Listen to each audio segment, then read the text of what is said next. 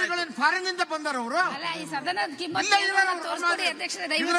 ನಮ್ಮ ರಾಜ್ಯದ ಹಿತಾಸಕ್ತಿಯನ್ನು ಕಾಪಾಡಬೇಕು ಅವರು. ಎಲ್ಲಿ ಟ್ರೆಂಚ್ ಹೊಡಿತಾರೆ ಹೇಳ್ರಿ, ರೇವಣ್ಣ ಅವ್ರು ಮಾತಾಡ್ರಿ. ಈಗ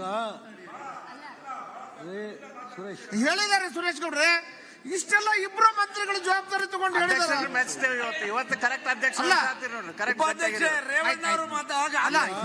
ಇಬ್ರು ಮಂತ್ರಿಗಳು ಹೇಳಿದಾರ, ಇನ್ನೇನ್ ಹೇಳ್ಬೇಕು? ಮಾನ್ಯ ಸಭಾಧ್ಯಕ್ಷರೇ, ಹೇಳಿ. ನಮ್ಮಲ್ಲಿ 40 ವರ್ಷ 50 ವರ್ಷದಿಂದ ಮಂಜೂರಾತಿಯಾಗಿ ಹಿಂದೆ 50 ವರ್ಷದ ಹಿಂದೆ ಈಗ ಡೀಮ್ಡ್ ಫಾರೆಸ್ಟ್ ಅಂತ ನೋಟಿಸ್ ಕೊಟ್ಟು ಕಂದಾಯ ಇಲಾಖೆ ಅಧಿಕಾರಿಗಳ ಮೇಲೆ ಕ್ರಮ ತಗೋಬೇಕು ಅಂತ ಮಾಡ್ತಾ ಇದ್ದಾರೆ.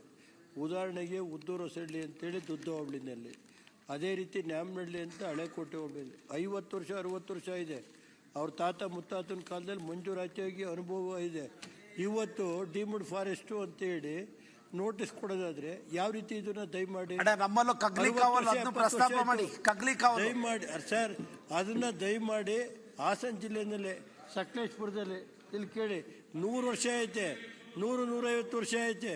ಅಂತರಿ ನೋಟಿಸ್ ಕೊಟ್ಟು ಎಫ್ಸಕ್ ಹೋಯ್ತಾವ್ರಿ. ಮಾನ್ಯ ಅಧ್ಯಕ್ಷರೇ, ಭವಿಷ್ಯ ಕಾಲ, ಭೂತಕಾಲ, ವರ್ತಮಾನ ಕಾಲದಲ್ಲಿ ಅದೇ ಹೇಳಿದ್ರೆ ಇನ್ನೇನು ಉತ್ತರ ಕೊಡಕ್ ಆಗ್ತದೆ?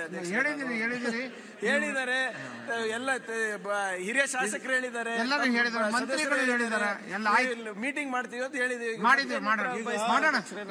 ದಯಮಾಡಿ ನಮ್ಮ ಜಿಲ್ಲೆದ ಒಂದ್ ಸ್ವಲ್ಪ ಮೀಟಿಂಗ್ ಅಲ್ಲಿ ಕರೆಯಕ್ಕೆ ಕೇಳಿ ಸರ್. ನಿಮ್ಮನ್ನು ಕರಿತೇವೆ, ರಾಜ್ಯದ ಎಲ್ಲರನ್ನೂ ಕರಿತೇವೆ. ಗಮನ ಸೆಳೆಯುವ ಸೂಚನೆ ಎಚ್ ಡಿ ರೇವಣ್ಣ ಅವರು. ಆಗದಲ್ರಿ, UPI ಇದಾಗ್ಲಾಗಿದ್ದು ಇರೋ ಸರ್ಕ್ಯುಲರ್ ಅನ್ನ ಮೇಂಟೈನ್ ಮಾಡ್ಲಿ ಸರ್. ಇರೋ ಸರ್ಕ್ಯುಲರ್ ಇಂಪ್ಲಿಮೆಂಟ್ ಮಾಡ್ಲಿ.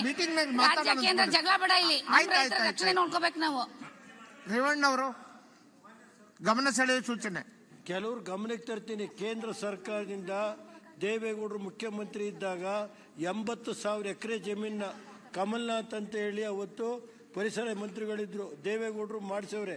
ಕಡತ ತೆಗೆದು ನೋಡಕ್ಕೆ ಹೇಳಿ 80,000 ಎಕರೆನ ಅಲ್ಲ ಮುಖ್ಯಮಂತ್ರಿ ಇದ್ದ ಒಂದು ತೆಗೆದು ನೋಡಕ್ಕೆ ಹೇಳ್ರಿ. ಸುಮ್ಮನೆ ಇಲ್ಲದನ್ನೆಲ್ಲ ಮಾಡೋದು ಕೇಂದ್ರ ಸರ್ಕಾರದ ಮೇಲೆ ಹೇಳೋದಲ್ಲ. ಹಿಂದೆ ತೆಗೆದು ನೋಡಕ್ ಹೇಳಿ, ಕಡತ ತೆಗೆದು ನೋಡಿ.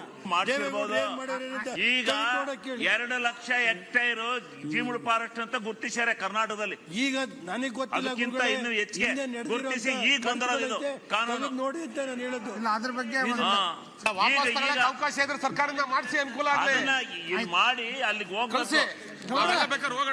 ಈಗ ನೀವು ತಾವು ಹೇಳಿ.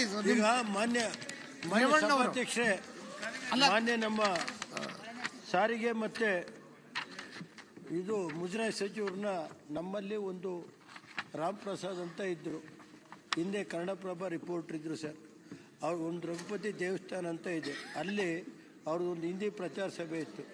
ಅಲ್ಲಿ ಇವತ್ತು ವಿಶ್ರಾಂತಿ ಮಾಡಿ ಎಲ್ಲ ಮಾಡಿ ಇವತ್ತು 2 ಕೋಟಿ ರೂಪಾಯಿ ಬಿಲ್ಡಿಂಗ್ನ PWDಯಿಂದ ಟೆಂಡರ್ ಕರೆದು ಎಲ್ಲ ಆಗಿದೆ. ಸುಮಾರು 5 ಬಾಡಿಗೆನೂ ಬರ್ತಾ ಇದೆ. ಒಂದು ಮಳಿಗೆಯಲ್ಲಿ 6,400 ರೂಪಾಯಿ ಇದೆ, ಇನ್ನೊಂದು ಮಳಿಗೆ 5,200 ರೂಪಾಯಿ ಬಾಡಿಗೆ ಬರ್ತಾ ಇದೆ. ಆಮೇಲೆ EMD ದುಡ್ಡು ಕಟ್ಟಿದ್ದಾರೆ, ಸುಮಾರು 55,000 ರೂಪಾಯಿ EMD ದುಡ್ಡು ಕಟ್ಟಿದ್ದಾರೆ.